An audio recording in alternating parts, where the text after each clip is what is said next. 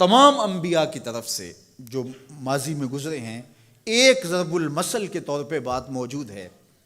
اور یہ بات میرے اور آپ کے آقا و مولا نے ہمیں پہنچائی، اور وہ یہ کہ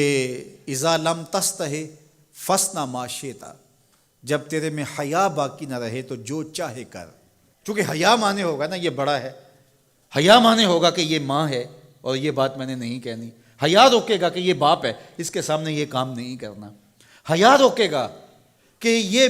میرے رسول صلی اللہ علیہ وسلم کی طرف سے ممانعت ہے اور میں حضور علیہ السلام کا سامنا کل قیامت کے دن کرنا ہے، حیا روکے گا کہ یہ میرے رب کا فرمان ہے اور کیا میرا اللہ مجھے دیکھ نہیں رہا۔ حیا ہے تو گناہوں سے خود بخود روکو گے، کوئی کیمرہ نہیں تو پھر بھی رک جاؤ گے، کوئی سیکورٹی نہیں تو پھر بھی رک جاؤ گے، کوئی واچ نہیں کر رہا پھر بھی رکو گے، بند کمرے میں بھی رکو گے اپنے رب سے حیا کرتے ہوئے۔ لیکن اگر رب سے حیا نہیں ہوگا، اس کے رسول سے حیا نہیں ہوگا، تو پھر جو مرضی کرو، پھر تمہیں نہ کوئی کیمرہ روک سکتا ہے، نہ باپ روک سکتا ہے، نہ ماں روک سکتی ہے، نہ بڑا بھائی روک سکتا ہے، کوئی نہیں روک سکتا تمہیں جب تمہارے اندر حیا نہیں ہے۔ حیا ہوگا تو پھر گناہوں سے خود بخود بچتے چلے جاؤ گے، برے اعمال سے بچتے چلے جاؤ گے، بد اخلاقی سے بچو گے، زبان سے جملہ نکالنے سے قبل سوچو گے کہ یہ جملہ مناسب نہیں ہے تو میں اس کو کبھی بھی نہیں بول سکتا، اس لیے کہ حیا مانے ہو جائے گا اور طبیعتوں کے اندر ایک نور پیدا ہوتا چلا جائے گا، اور یہ پردہ جب اٹھ گیا اور یہ ڈر جب ختم ہو گیا تو پھر راستے صاف ہو جاتے ہیں، جو مرضی کرتا رہو، پھر کوئی پرواہ نہیں ہوتی ہے۔ مدینہ المنورہ میں صحابہ تشریف فرما تھے کہ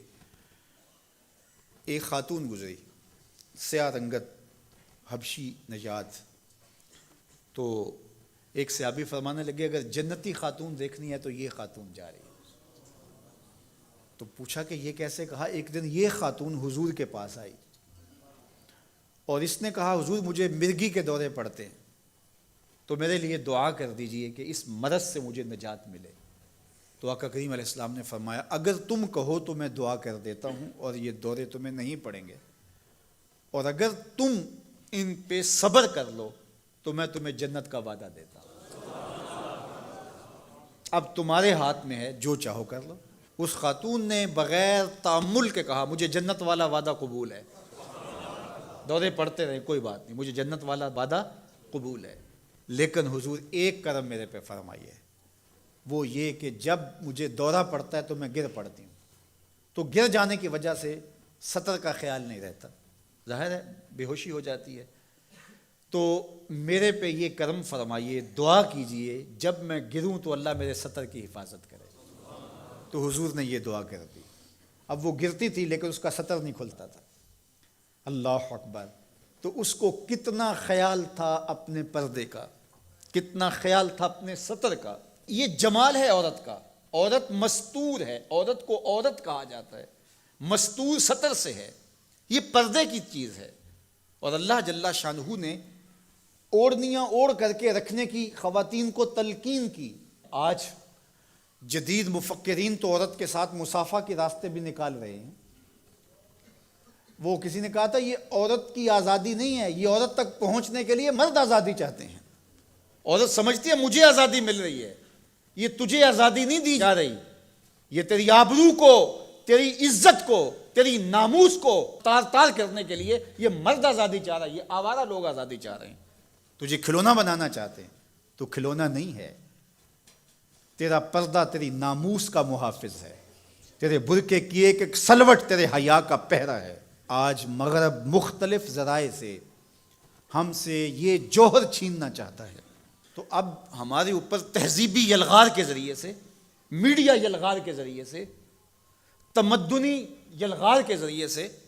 مختلف ناموں سے، مختلف ایام منانے کے ذرائع سے ہم سے اگر ہمارے جوہر حیا کو چھین لیا جاتا ہے تو ہمارے پلے کیا بچتا ہے؟ کیا ہم گگو کوڑا قوم ہے کہ جو کوئی لے کے آئے اور اسی کے پیچھے چل پڑے؟ کیا ہمیں نہیں پتا کہ ہم کون ہیں؟ ہماری بھی کوئی بنیاد ہے، ہماری کوئی ساکھ ہے، ہمارے آباء و اجداد ہیں، ہمارے اوپر کتاب اتری ہے، ہمارے آقا نبیوں کے امام ہیں، ہمیں پورا کامل اکمل دین دیا گیا ہے۔ کیا ہم وسیع الظرفی کے نام سے، روشن خیالی کے نام سے سب کچھ اختیار کر لیں گے؟ یا ہمیں سوچنا پڑے گا کہ ہمارے دین کی شناخت کیا ہے؟ تو میرے حضور نے فرمایا ہر دین کی ایک الگ شناخت، الگ پہچان اور نمایاں نشان اور علامت ہوتی ہے۔ اسلام کی وہ نمایاں علامت حیا ہے۔ اگر حیا ہے تو دین ہے، اگر حیا نہیں ہے تو دین نہیں ہے۔ تو اللہ ہمیں